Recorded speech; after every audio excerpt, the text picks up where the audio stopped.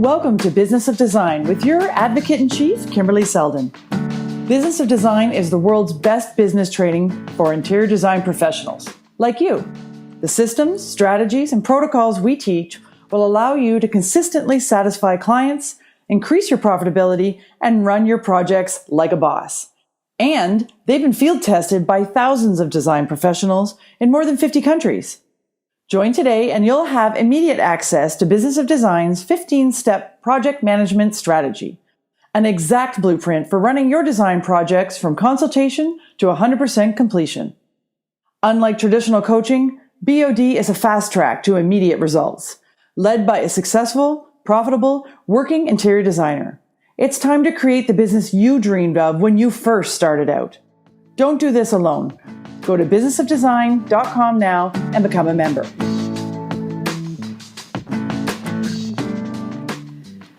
Hello, you fabulous interior design professional. Welcome to Business of Design. This is a very special episode, number 300.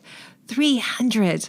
We only do one a week, so that tells you what the time frame has been like. And I can honestly say doing this podcast still feels like something new I've just discovered. I'm having the best time learning so much from all of you.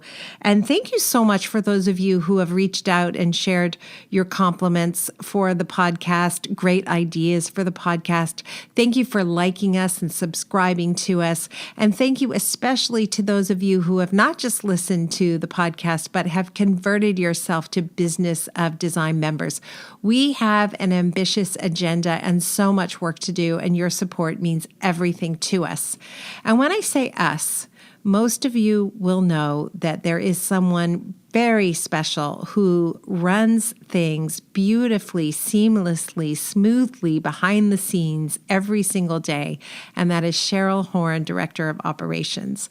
And in honor of this 300th episode, I thought it would be fun for me and torturous for Cheryl for me to interview her and put her on the spot and tell her 15 things that I've learned from her. So, without further ado, I welcome Cheryl Horne, who has a terrible cold. How are you feeling, Cheryl? I'm doing okay. I'm sure I don't sound too good though. Well, you just sound like someone who has a cold, and I guess yes, it's that season, so what are we going to do? But I remember we were talking about episode 300. First of all, neither one of us can believe it's actually been I know. Right? Isn't that amazing? I think we had the same conversation at like episode 100 and then 150 and 200, like all of the milestones, they just seem to come really quickly. I know. And episode 200, from time to time, somebody will say they listen to that every 6 months because I gave 200 great ideas for your interior design business. And I have heard multiple people say, I do that one like frequently, so I remember them all. And I hear from new listeners all the time who discover the podcast and then go back and start from the very beginning. So I'll get questions and that sort of thing. And I'm like, there's so many episodes, like it's hard to keep track and figure out which episode it is that they're asking about because there's so many of them. But so many of our new listeners listen as they come out new, but then go back and start from the very beginning as well. I love it. That's so fun. I feel like I need to go back and listen from the very beginning because I truly learn things in every episode. And I have implemented so many new things by interviewing you guys. And we have such fun interviews coming up. Super excited to share some of the speakers that we have coming up after episode 300. But right now the focus is on Cheryl, which she's going to hate. And before we get into the 15 things I've learned from Cheryl, we should just do announcements, Cheryl. What's happening at Business of Design? Sure. Well, let's jump right into it. So we'll start with events because then we've got some other stuff to cover that's specific to this episode. So we've got, let's start with just our big events. We've got Australia and Charleston happening in 2023, which will be here before you know it. Can you see the smile on my face? Like I'm so excited to head back to Australia and to spend time in Charleston. I think I'm already packed. That's how excited I am. It's November and I'm packed. Well, and it's good because it's, you get to see members in Australia that don't necessarily get to do a lot of other stuff with us. We've got a boss member from both of our groups that are from Australia you'll get to see there as well. But it's a 2-day intensive seminar where you'll walk through the BOD 15. And that is happening March 6th and 7th at Boyd Blue, the showroom in Sydney. One of our new boss members, Genevieve, has mentioned that she may have a home that we can tour or something. So we may have a surprise add-on to that or host a separate party. So if you're in Australia and you're thinking of signing up for the 2-day event, I hope you will, and expect that we may have some other surprises in store for you. After all, it's not every day we're in Sydney, so we're very excited. Yeah, we want to make the most of it. So, and then also, as soon as you get back from Australia, you're right into like retreat mode. And it's funny because a lot of our boss members, at least, who are with you in Australia, are going to be heading back this way with you to join us for the retreat as well. So that is coming up April 27th to 30th. You still have until December 15th to get in on the early pricing for that. But that is going to be 4 days in Charleston. I know that you and Janine are already well into planning the learnings because, of course, we always do new content at the retreats. Yes, we are going to talk about things in the back end, those hidden things that make or break projects. And we are, in fact, already creating the courses and the content. And I'm very excited about that. And then the usual stuff, great tours and food and fun and celebration, and please sign up for Charleston. We are so looking to this really, what has become for me an essentially important annual event, because I come away from the retreat feeling renewed, reinvigorated, excited about what's ahead, ready to do my job as an interior design professional.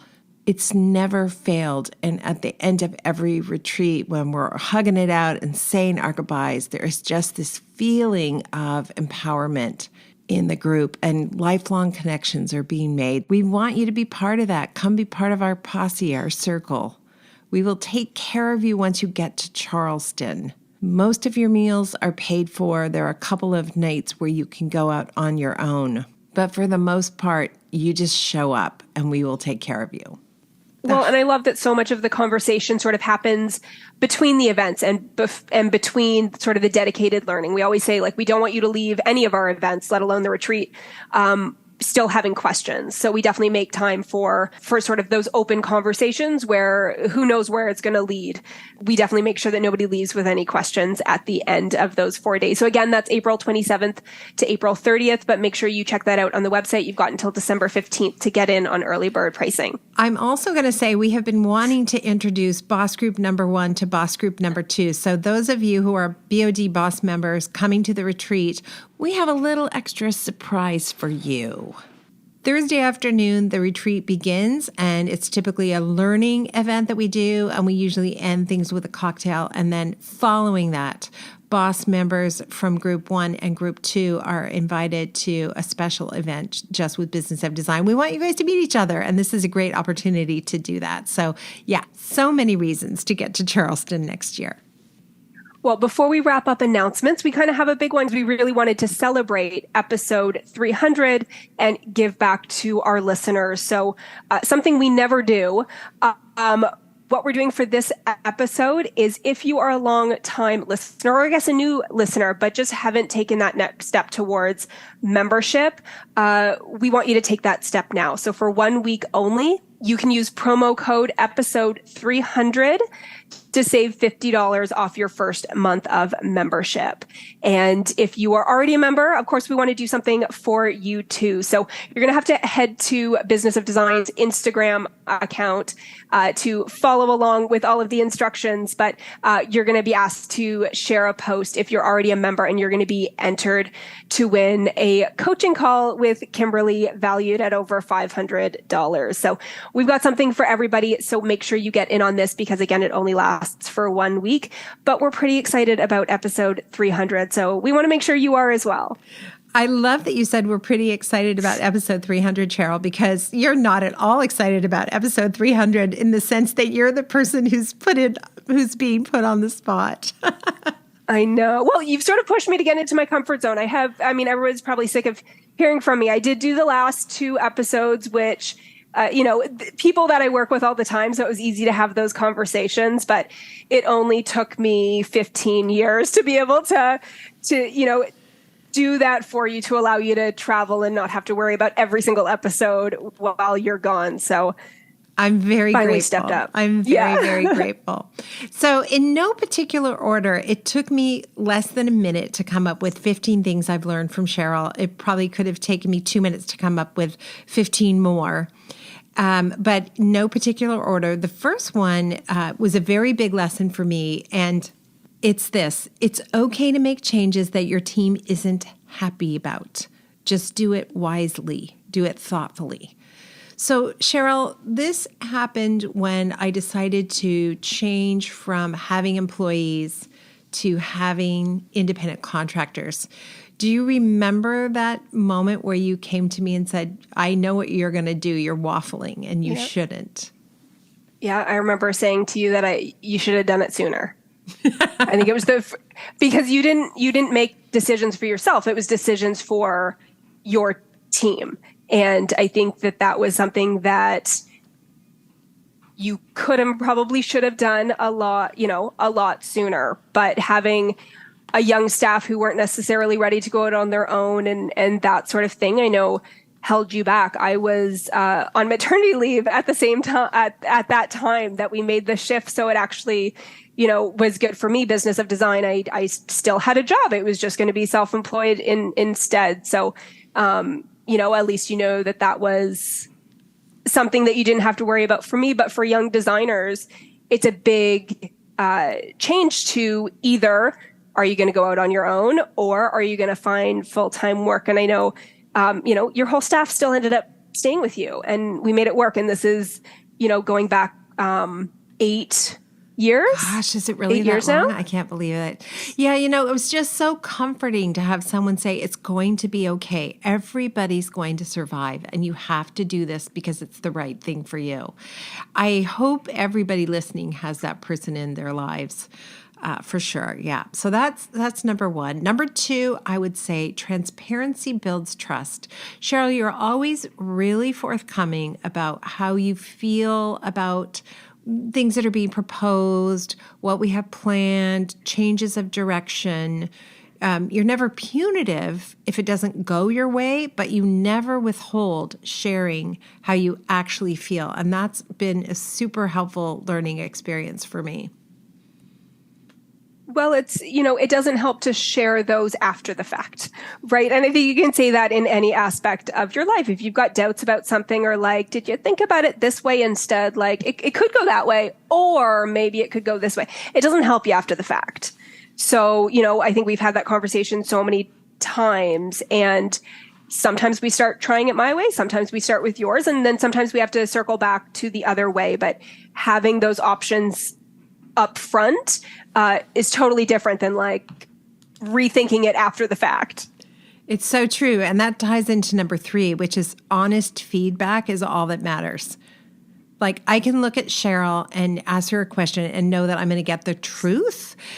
And I have to say, sometimes I want to soften the truth. I sometimes want to give a client, maybe I want to say what I think they want to hear. And I really rely on you to be candid and honest. Have you always been able to do that? I think so. I've never been a yes person. I'm not going to say what you want to hear, and I've never done that. For you, I started working for you when I was 24. So I didn't have a whole lot of, past employers before that. I think I had one other significant job since university. So I think for a lot of people, it would take time to build that.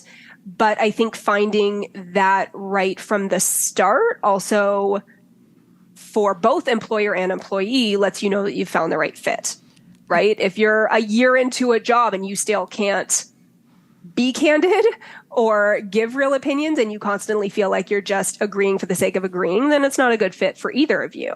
You just answered number 4 as well. Don't hire someone just to agree with you. Yeah, that's a really important truth. Like if they're just going to agree with you, you just have another extension, another arm of yourself, which is not helpful. So don't hire someone just to agree with you.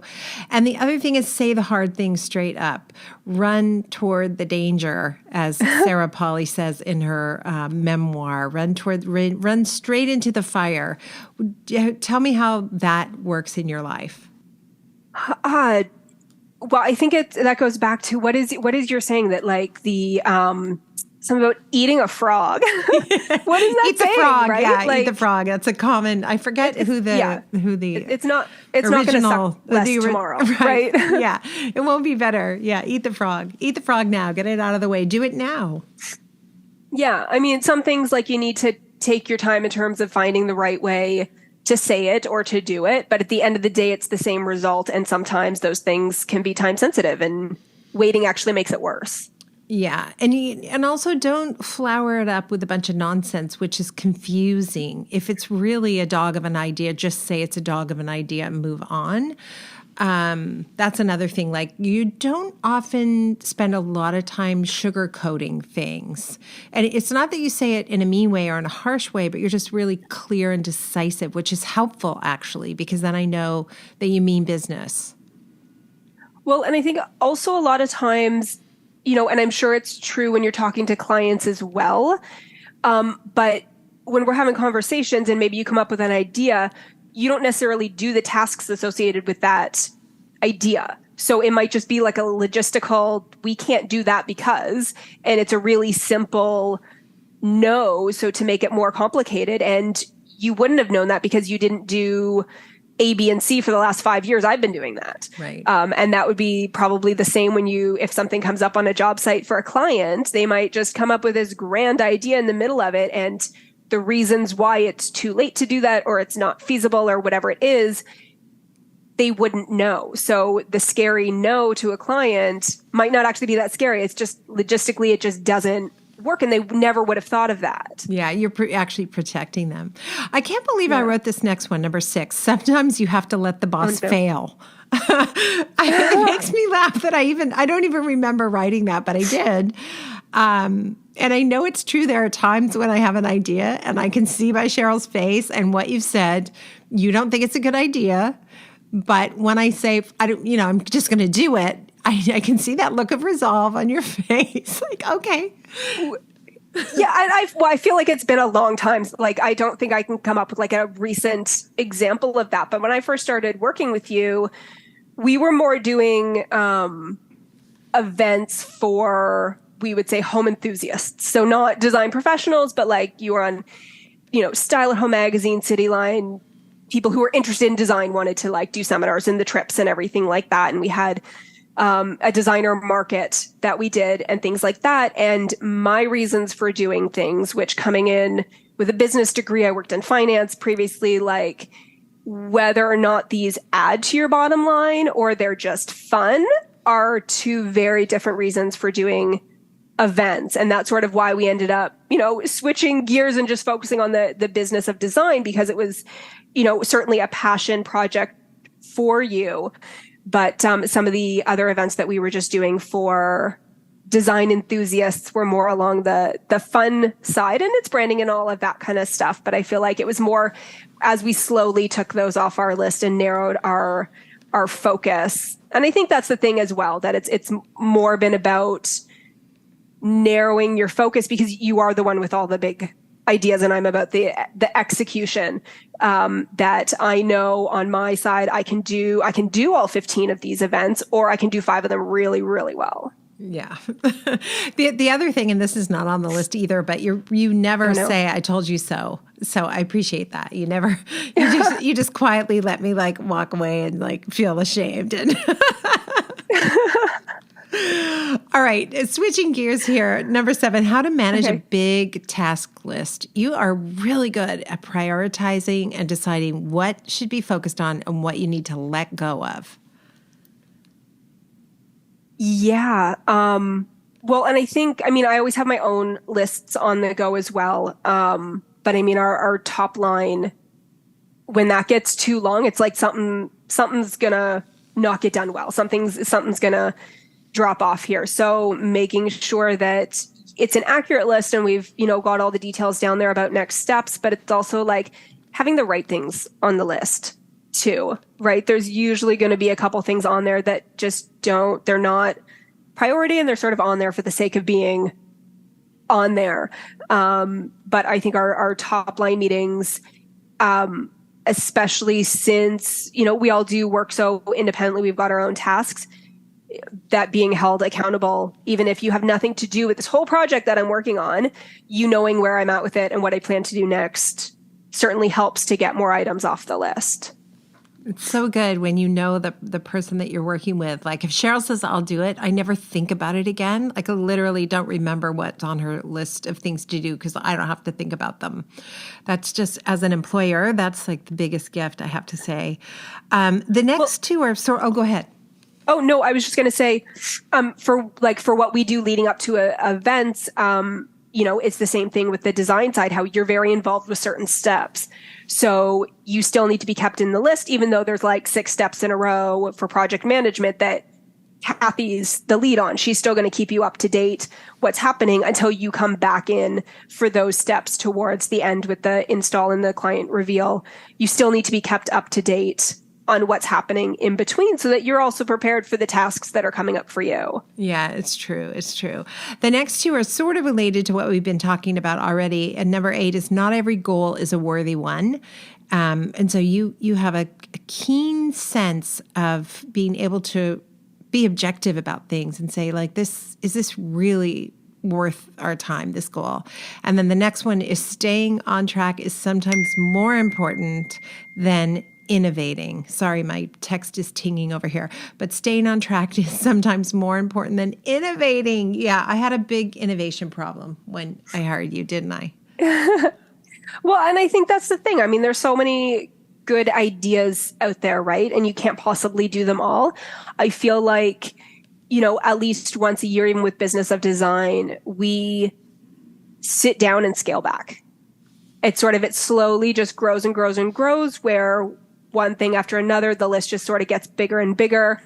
And, even to promote that to your audience, it's like, how many different things do you want them to have to decide between, right? Like, what do we love? What is our favorite things to do that we know we can make amazing for our members? And let's scale back to that.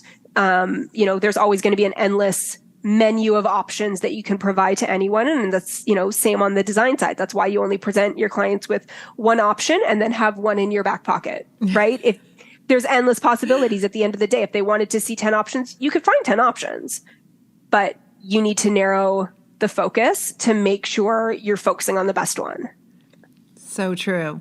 So number 10 has to do with this. There's no drama with Cheryl. Like, I don't care how big the problem is. There's always a solution. You have this attitude that no matter how big it is, there's a solution and there's no drama. Talk about that. Oh my goodness. Well, I guess there's probably one on every team, right? That's one of the benefits to having staff and not feeling like you're working alone, or not even staff, having, I think whether it's our boss groups, or I know there's so many different events that we've done where there's like little groups who sat at your table, they stick together. So whether or not you work independently or you have a team, finding that balance, there's always one person who can sort of bring everybody down to like a level. Talk everybody off the ledge. Yeah, exactly. So, there's not a strategy around that. I think that's just sort of how I'm wired. So good. All right. Number 11, having a system is better than having a goal. Well, that's actually a big one that we've been talking about with our boss groups, right? Like when we're leading up to these meetings, or even like what we talk about at the retreats and that sort of thing, is when you set a goal, it's about all the steps leading up to that goal and achieving it.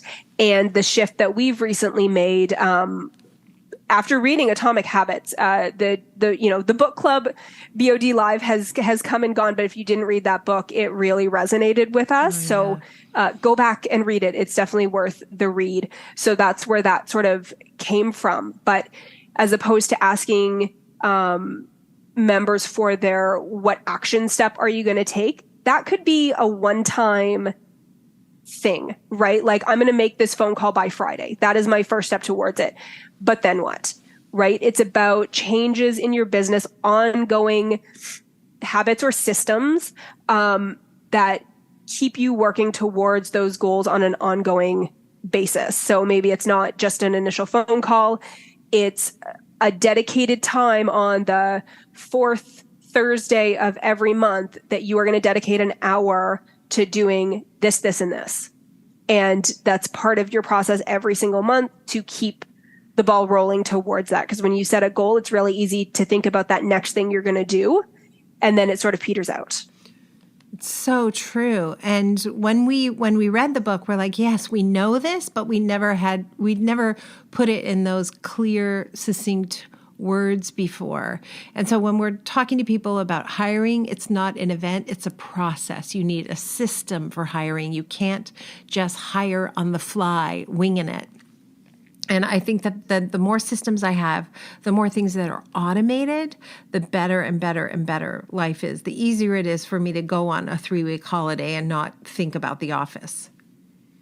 Yeah. And I mean, even for me with lists, if it is something that you do on a regular basis, sometimes it's easy to forget about it. You think that it would be habit because you do this every month at the same timing. But, for me, it's my email is my inbox. And when you add something to your calendar, I don't check my calendar regularly. I wait for that email to tell me what to do. So a lot of my inbox every single morning are actually calendar notifications to do like these really simple things that like I don't have to think about because my action item was putting them in my calendar on a recurring basis, and then they don't get deleted from my inbox until they're done. But that's not a one-time thing. That's a every single month or every single week, whatever it happens to be. And that really leads into the 12th one, which is kind of like one step at a time, just get it done. Like you're really good at chunking out what needs to be done on a day-to-day basis to reach a big goal. And you know how to like, on Tuesday, I'm doing that. I'm not doing that today. And I'm not doing that Thursday. I'm doing that Tuesday. You're so disciplined and regimented in that way. Well, and I don't know if this came from a podcast episode, but I mean, it had to be like at least a year ago. But you had mentioned that, I guess a guest or somebody had mentioned to you about blocking out time for clients. Mm-hmm. So you're not like that you were actually going to start rather than just billing in 15-minute increments because that could be all over the place, that you were going to block 3 hours for this client and there's no distractions. And that's sort of what I've ended up doing. So I have blocks of time and most of that is business of design, but for a certain client. So if I get an email from another client, I'm not going to look at it. If my phone rings from that client, unless I'm thinking that it might be an emergency, what I do is never emergency, but, I'm not going to ignore that until this specific block of time is done for this client. And I block that time based on the tasks that I want to do and my projection for how long that's going to take me. But it does take time just to sort of get into the mindset of this is the client and this is the work you're doing. So to have that dedicated time instead of going through email and doing replies and that sort of thing for 3 different clients, you probably have to take a moment for each one and figure out, okay, what step is that project on? Or, I'm sure for a lot of listeners, if they've got multiple projects on the go, they might be using a lot of the same trades or things like that, where it's hard to keep everything straight because there's so much crossover. So to really dedicate a block of time and not just go through individual tasks, all of which might be for separate clients or separate jobs. Yeah, that's been a game changer for me. I literally will say the next 4 hours, I'm only working on this particular project. I'm not even thinking about anything else. That has really changed my life. And I just find my work is better and more thorough and more detailed. And I love it. It's so, so good. Number 13, it's important to remind yourself from time to time of the goal. How do you do that? How do you set a reminder? Is that what you use your calendar for? You'll remind yourself that you were going to work on X, Y, or Z? Or how do you go back and see if you're on target for things? Well, I mean, I think it's that's still our weekly top line meetings, right? For me, achieving goals or sometimes goals we set for specific events, for example, that's about accountability to other people. And I'm not good at focusing on a goal that's just for me. Like if I say I'm going to do something out loud, it's a game changer. If somebody else knows that I have intentions of doing something, I'm going to do it. And I'm very good about unless I'm 100%, I don't say it out loud. I'm not going to put it in writing. I'm not going to do whatever until I know it's 100% to do it. I think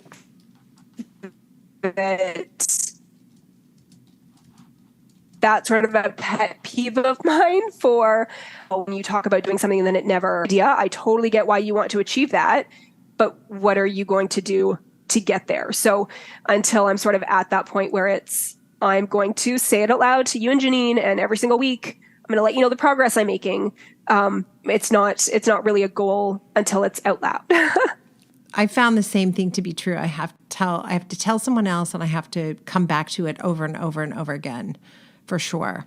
Number 14, it's okay to change course.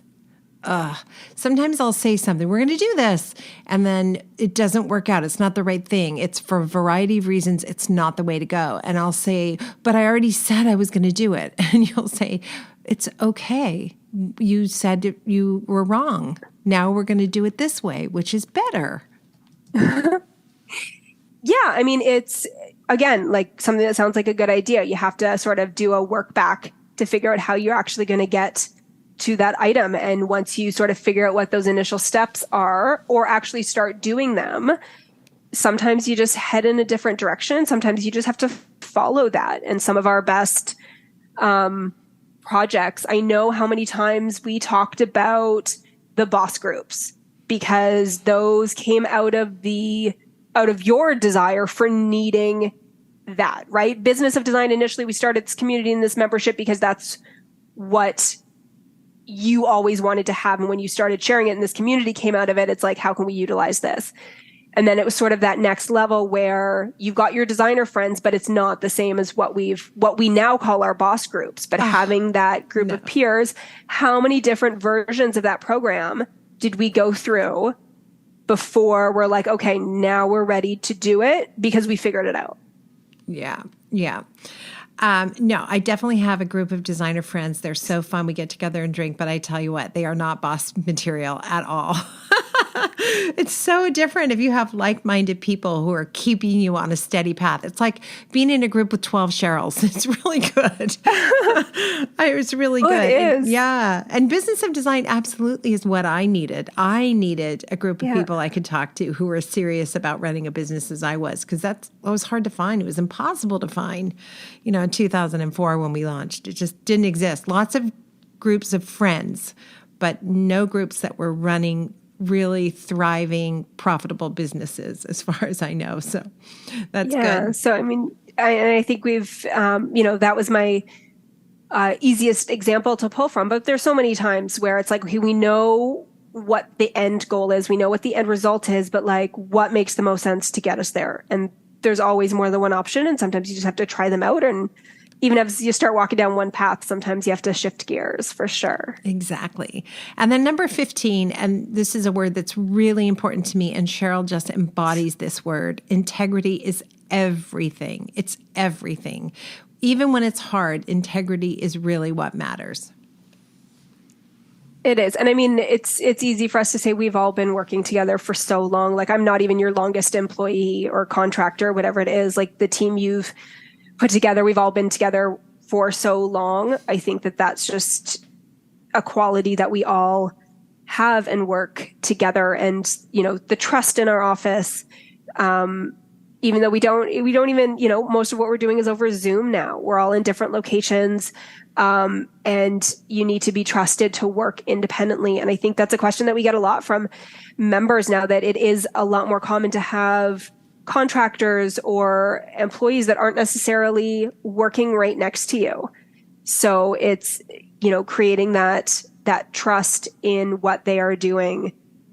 And how do you know that they've done all of the tasks that they've said that they've completed, and that it really took that amount of time? And you just have to, and I don't even know how you could interview somebody for those qualities. It's sort of, I feel like that's sort of a learn on the job thing, gut instinct. But I think for so many, that's just, top priority when you're building a team.